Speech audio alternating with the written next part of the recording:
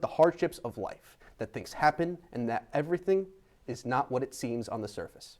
He truly cared about the well-being of all he knew, and I speak for everybody when I say that the students he taught, those with careers that he helped, and those who worked with him will miss him dearly. Thank you. You got a little fast at the end on the TriCaster, so if you could take it a little bit slower when we have it on the TriCaster.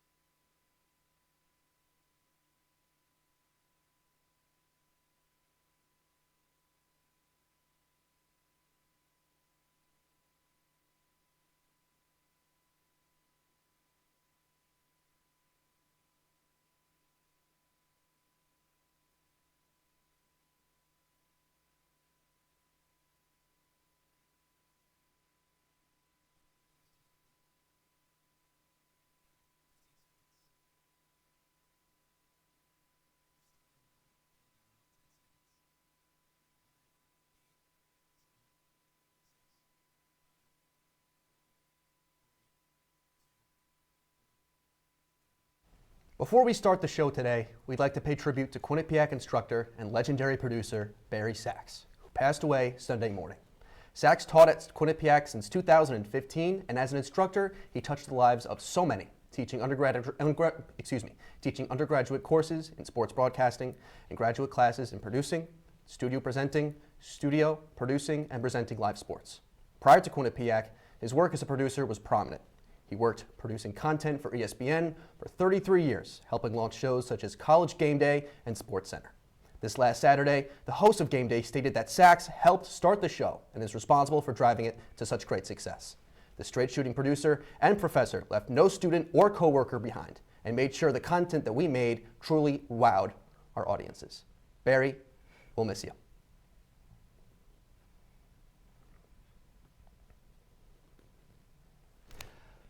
Good evening, ladies and gentlemen. I'm your host, Mike Hanley. Tonight, I am joined by power couple acro tumble beat reporter Ben Kane, along with women's basketball beat reporter Emily Sweeney. Guys, how are we feeling tonight? I'm feeling great. I went old school again. I got the paper. I got a purple jacket. Not really Valentine's Day themed, but I'm still feeling good nonetheless. Ooh. I'm feeling great too, and I actually have the Valentine's Day colors on, so I think I'm ahead already. Yeah, she's already starting with the pet up, so. Points there. All right, well, let's get things started on the basketball court. Guys, the men's team is currently on a 3-game losing streak. How concerned are you with the men's team's lack of success heading into the home stretch before the MAC tournament? Emily, start us off. So I think there is reason to be concerned, but I'm not too concerned just because of the schedule they have coming up. They do have 2 games coming up right away, Ryder and Siena. They are ranked higher than Quinnipiac right now, but they were close games, and Bobcats did beat Ryder 72-63 the last time they played in season. They lost to Siena by 7, so it was a close game. Even if they drop those 2, I think the 3 coming up after that are the ones that the Bobcats have a good chance at winning. Manhattan, Fairfield, and Marist are the lineup. The last time QU played Manhattan, they beat them by about 20 points, Fairfield by 15. Marist was only by 6, but these are 3 games they should be winning. So even if they drop the first 2, I think they're going to come out with a successful end to their season, and I think they're going to come out with a winning conference record overall. Now, I don't like to do this, but I'm going to start off the show with an analogy. Don't do this to me. Don't do this to me. Viewers at home, stick with me. So the men's basketball team, this is a shout-out as well to one of the producers, Ben Rickovich, helped me on this one. The men's basketball team, they're the Avengers. Now, why are they the Avengers? Well, you have Matt Blanc. He's Iron Man. He's like the leader of the group. Yeah. Desi Jones is Spider-Man. He's got a lot of bounce. That's why I kind of went there. Paul Otieno is Thor. A great comparison there. The first 3 Avengers movies, they were set. They were fighting crime. They were keeping the earth safe. That was the men's basketball team's first 7 games. 7-game win streak to start the season. They were one of the top performing teams in the country. Then they lost to Hofstra. Things kind of went downhill. That's when Thanos kind of comes into play, Michael. Thanos comes into play. It's like Infinity War. It is. This is where we're going. We're going to Infinity War. So Thanos is like the rest of the MAC, right? So when the men's basketball team get into the MAC, Thanos starts to gain more power. He starts collecting his jewels, right? Those stones are Sienna, Mount, St. Mary's, Iona, Niagara, Canisius. Those are all losses that the Bobcats conceded to Thanos or the rest of the MAC. Yeah. So Thanos kind of comes into power, right? There's 5 games remaining left in this MAC season. We're at the part of Infinity War, by the way, when Thanos is about to snap his fingers. But Doctor Strange, Baker Dunleavy, says there's only one way out of this, and he knows the path. He goes back in time. Those 5 matchups that the Bobcats have left, they're 4-1 against those teams that they played in those matchups.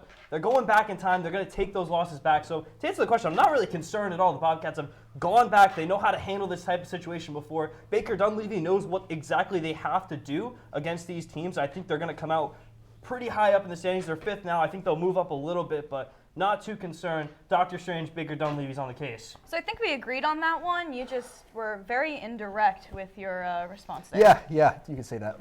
But I think I won that question. Ben, I'm a film major, and I have no idea what you're talking about.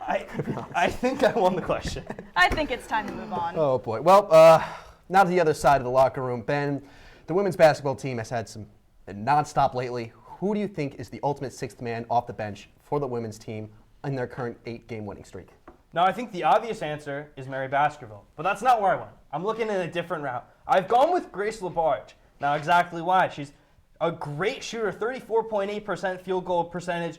She's kind of like the stretch 4 on this team, and when you're looking at a 6-man, you want someone in that starting lineup that's a little bit different than the person you're bringing in. And when I'm looking at Mary Baskerville, who I think is the obvious candidate for this role, she plays very similarly to Michaela Morris as well as Curtiera Haywood. So if you're throwing Grace LaBarge in there, you see a corner 3 right there. That's exactly what she does. She can play down low, but she can also spread the court, and she can get out to those corners. She can hit those threes, which is something Mary Baskerville hasn't really done too much in her time at Quinnipiac. So Grace LaBarge gives a different type of scoring option that they need, and when Trisha Fabry is so used to relying on a quick Morris or Baskerville or Morris for Curtiera Haywood swap, throwing in Grace LaBarge to the mix completely shifts what defenses are trying to do against the Bobcats. So she creates a little bit of chaos. I think she's the perfect 6-man for this team.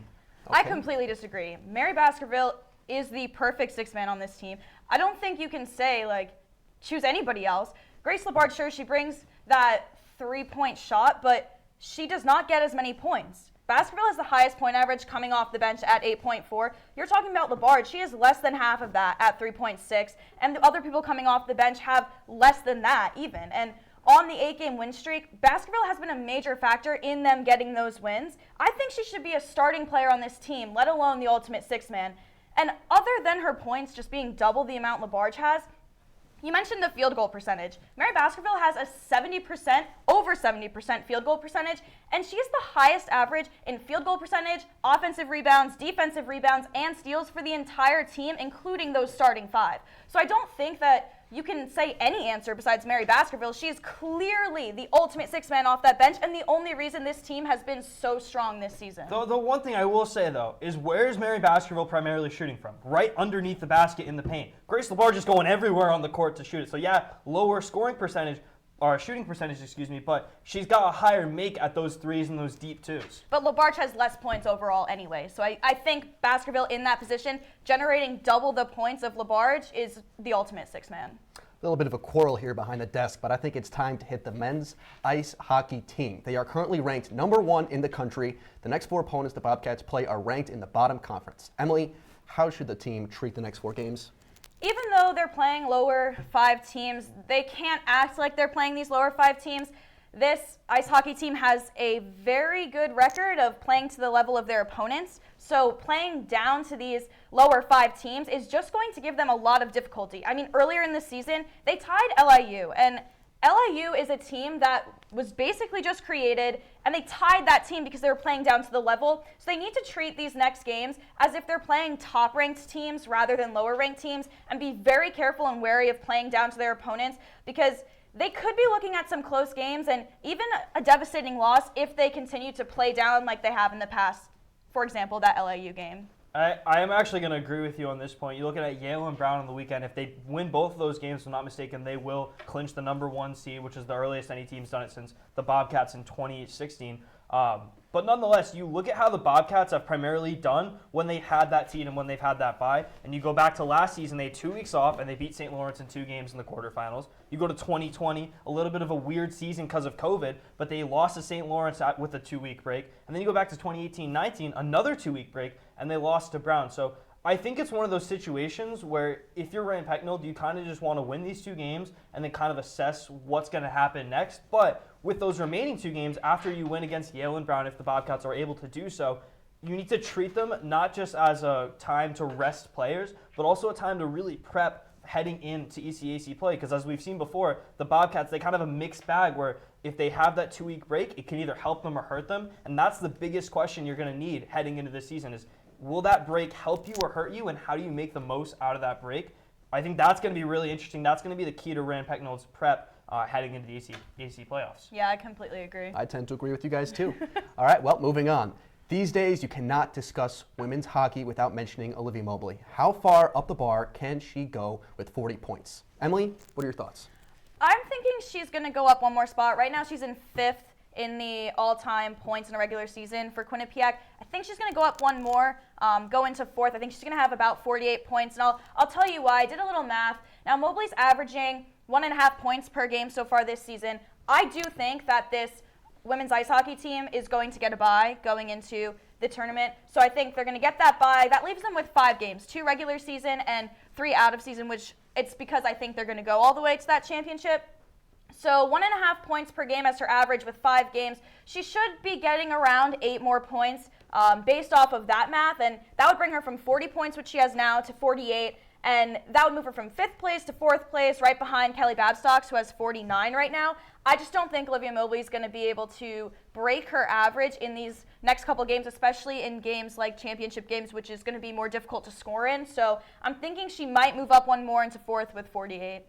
See, now I'm going to kind of disagree with you. You said she's going to go up to 48. I'm saying she's going at least 50. Olivia Mobley is one of those players you watch on the ice. She's just sneaky good. She pops up out of nowhere. You saw the weekend series against RPI and Union. Olivia Mobley, I think I looked down and then looked up, and she was on the opposite corner of the ice. She had skated around 4 or 5 players on the opposite team and was about to put a shot on target. So you really don't know what you're going to get from her. You know she's one of the top college hockey players in the country. So I think 50 is pretty reasonable. I think she's going to pop up and kind of get a few points here and there. She's had 11 multi-point games this season already. Only 3 games she didn't score a point, and that's out of 32 games for her. And in the last 4 games, 4 points. So it's kind of been a little bit of a low these past 4 games, but I think come playoff time and come these crunch time games in the ACAC, that's where you're going to see Olivia Mobley step out. But she would have to go over her average in playoffs and championship games, which are a bit harder to score in than regular season. But I think as a junior, she's learned from those 2 situations last year. She played in the NCAA tournament, which is what they didn't do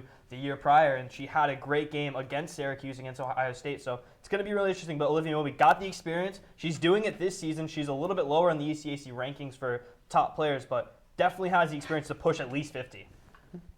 Well, a lot of great points. It's time for our first break of the night. Coming up next, we discuss women's lacrosse, which Quinnipiac coach we love the most, and Quinnipiac's biggest game of the year in our Valentine's Day Love or Hate segment. Don't go anywhere. We'll be right back.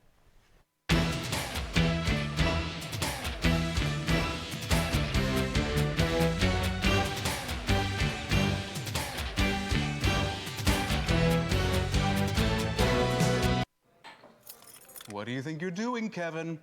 Was just gonna drive home. There are several warning signs present that you shouldn't be driving. Like hearing voices? Like your text-to-emoji ratio? Oh man, the selfies. Selfie, nailed it. We all have warning signs that let us know that we're probably not okay to drive. Mine is pretending to be your subconscious. Craig, come on man, let's split a ride home.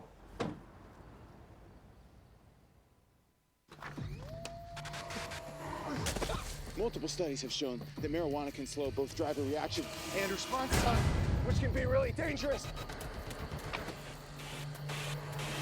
He's here. He's here. Wait. What? I can't drive. Why? My. Oh.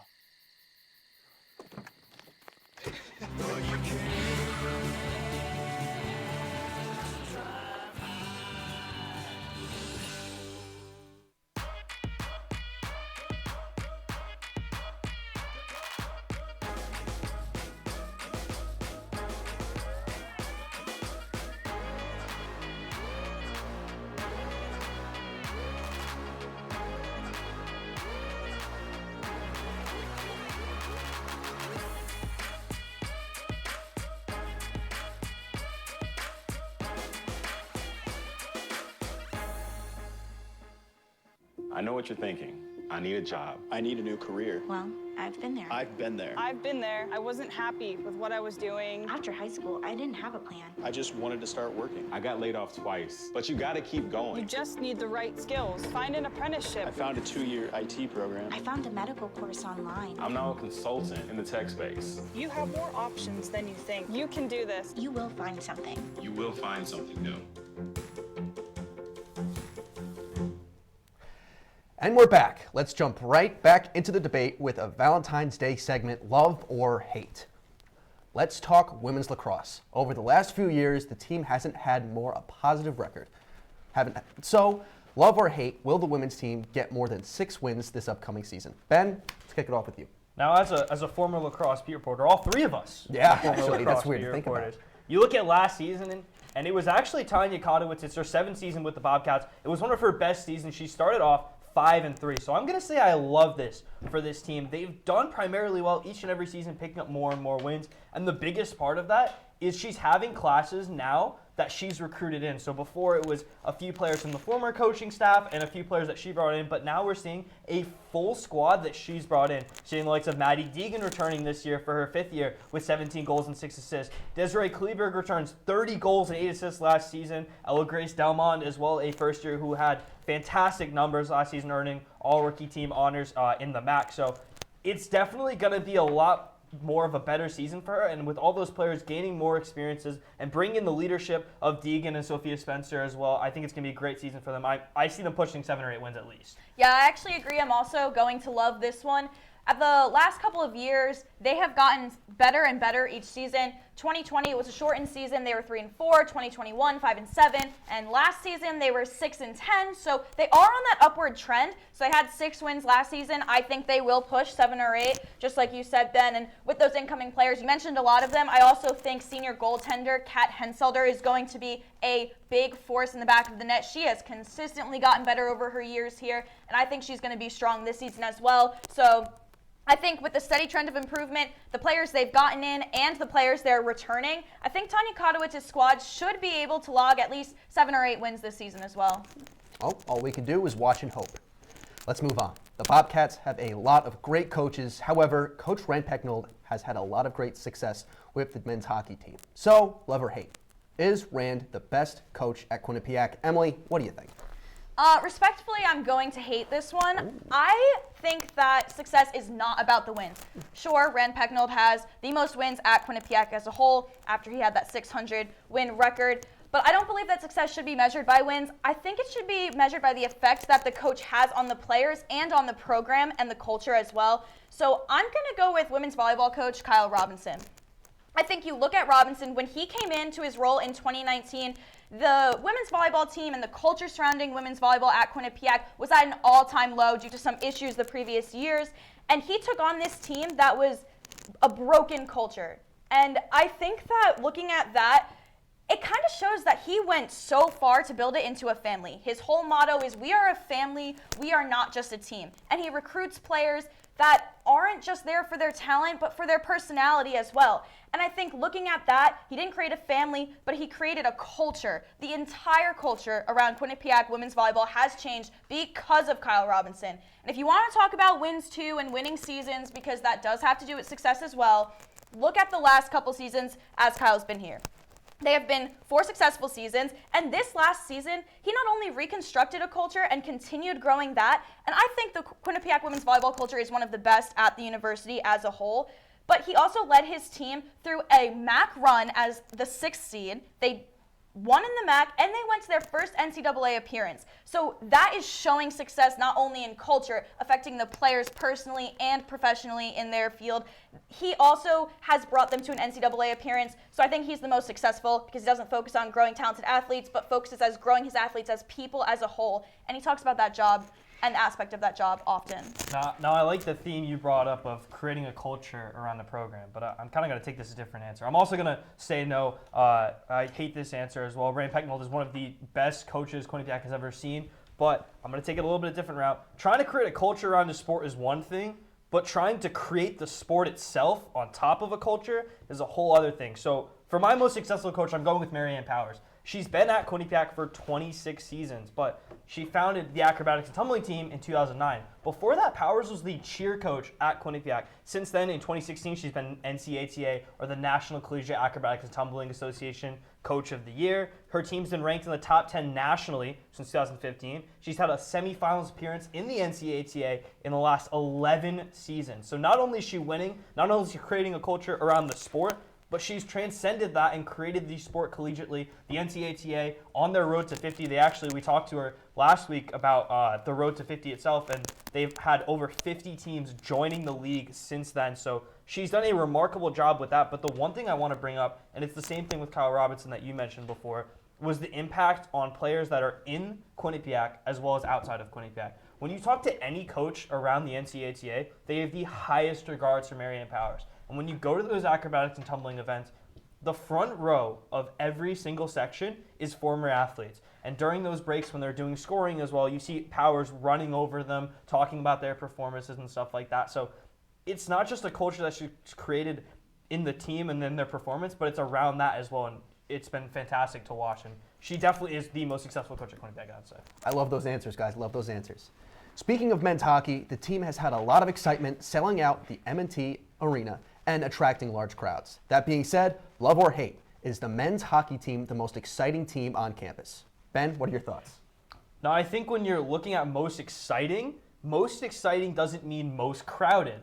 Because most crowded, the men's ice hockey team fills out the people's M&T Bank Arena, which is the name of it this season. But they fill up that M&T Bank Arena all season. But if you're looking for the most exciting team on campus this year, it has to be the women's soccer team. I've never seen a more electric crowd when Rebecca Cook, the leading scorer in the nation, scored. When you hear the suey, every single time she puts one in the back of the net, they steamrolled every single opponent in their way, getting to the NCAA, as well as winning the MAC after Monmouth left. But I think the coolest thing about this, and what makes soccer, especially at Quinnipiac, so exciting, is the proximity of the fans and the spectators to the field. So you hear a lot of those traveling fans, those traveling athletes from Quinnipiac coming to games to watch the women's soccer team, and they're just talking back and forth with players, referees, coaches on the field, just trying to create that type of environment. And I don't think you see that too much at men's ice hockey games because there's a clear divide there, being the glass. So I'd have to say I think the women's soccer team is the most exciting team to watch on campus. I also am going to hate this answer, but I'm going to go with women's volleyball. I mean, do you like driving down a highway or on a roller coaster? I prefer roller coasters, and that's the up and downs, and that is what the women's volleyball team season was.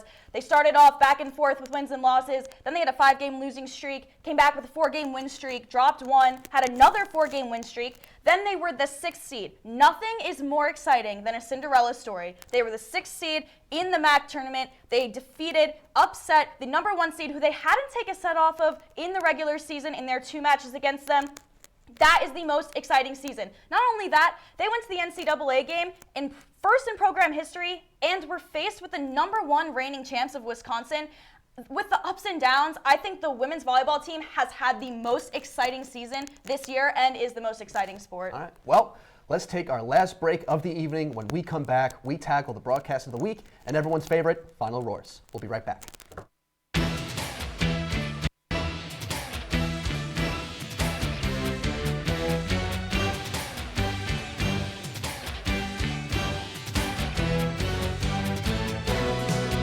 Honey, what I think you need is a socket wrench. I played JV basketball. I'm sorry. I don't think it looks right. This is good, and it's all good, baby. Is it really all good?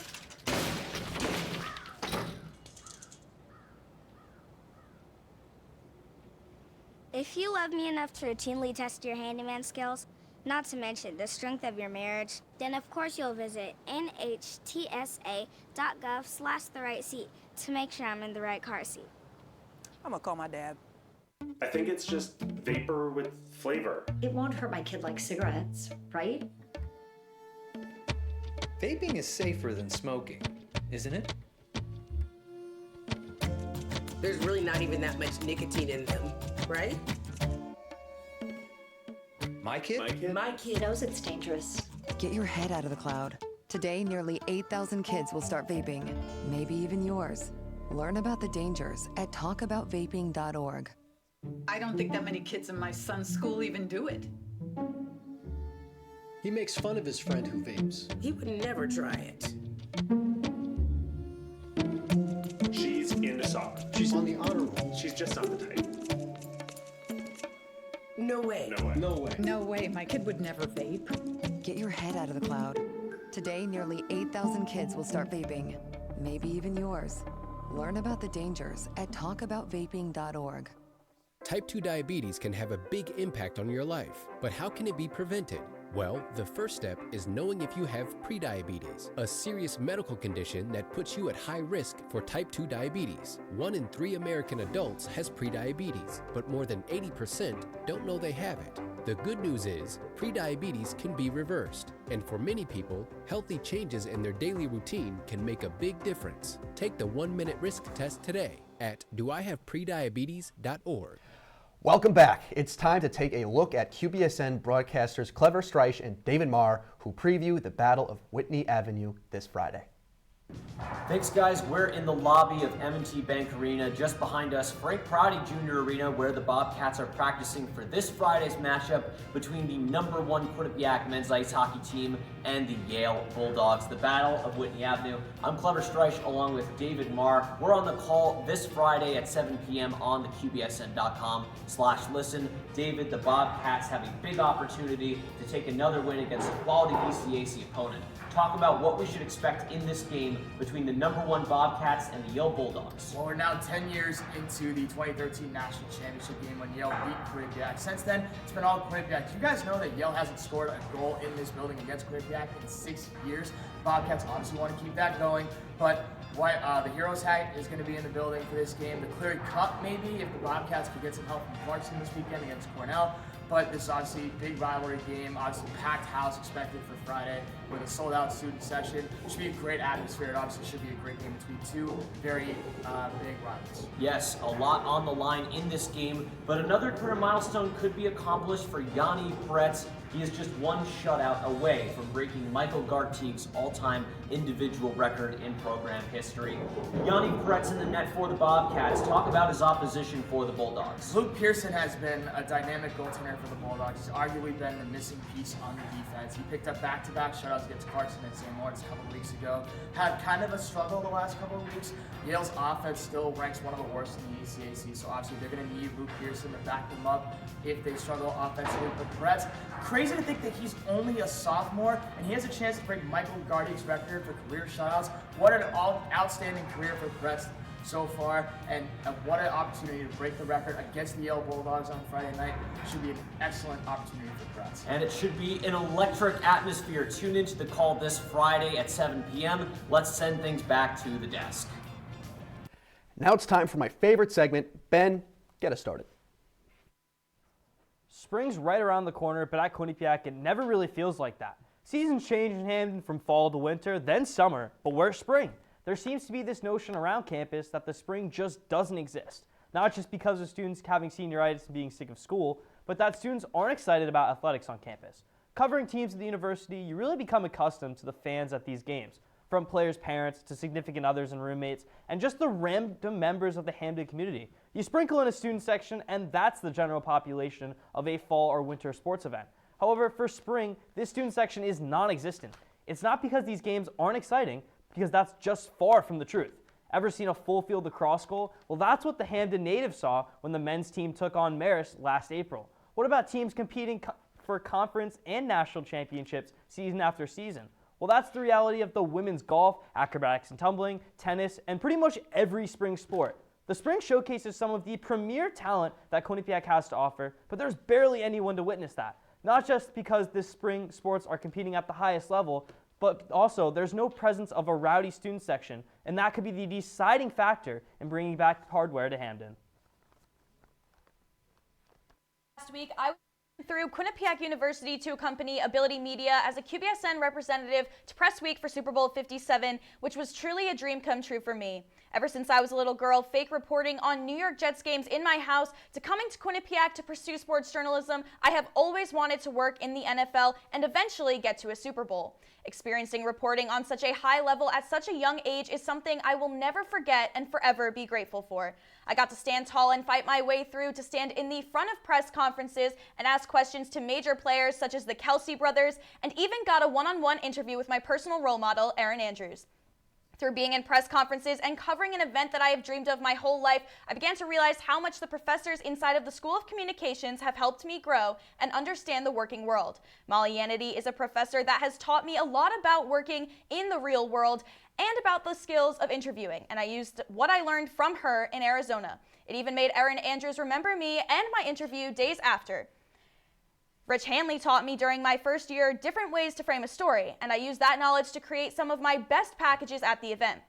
But with all of that, I think what I took away from working at this dream event the most is that I truly do have what it takes to stand out amongst a crowd of reporters. There have always been and always will be people in my life who doubt my talent and knock me down, but getting to be in a professional environment and seeing with my own two eyes that I can do what every other reporter in the room is doing, and in some cases I can do it better, really boosted my confidence in not just my talent, but in my future as well. And I encourage everyone to stick to their dreams and fight for them, even when people doubt you. Because no matter what people say about you, you can never let that deter you from your dream. And although it may be hard, just take it from me, it is worth the fight. At the start of the show, we reported the tragic passing of beloved producer and professor Barry Sachs. Last semester, I had the honor of having him here at Quinnipiac. So how was he as a professor? Well, to him, we weren't students. We were broadcast reporters, passionate sports fans, and content makers. He taught myself and many others that when producing and in life, the most important thing was passion and a love for what we do. Constantly, he went beyond the classroom, telling many, myself included, that if we ever needed anything, he's just a call away.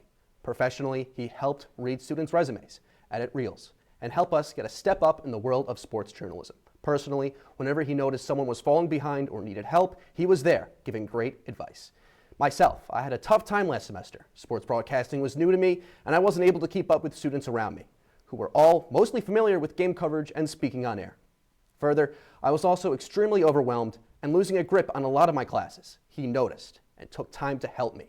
He taught me how to improve, how to speak with confidence, and how to get my stuff together. But most of all, he listened. He understood the hardships of life, that things happen, and that not everything is what it seems on the surface. He truly cared about the well-being of all he knew. I speak for all who knew him when I say the students he taught, those with careers he helped start, and all of those that have worked with him when I say, Barry, you will be missed.